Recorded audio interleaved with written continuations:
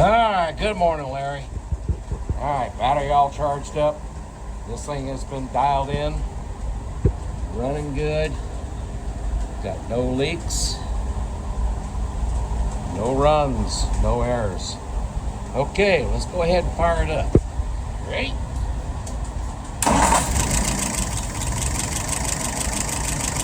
Yes, sir. Just what you like to see. Alright, let's go ahead and look at some numbers. Idle RPM is about 690. I like about 700 of these. You can tune it up as you need to. Fuel pressure is 2.75. Vacuum steady at 23. Yes, sir. And there's my dwell at 43. Remember, proper dwell for this motor is 42 plus or minus 1. All right, let's go ahead and crank her up a little bit for you.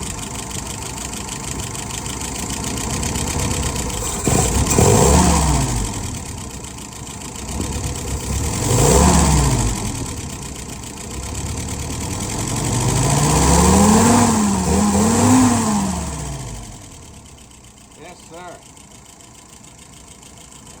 I think you're going to like it. Thank you.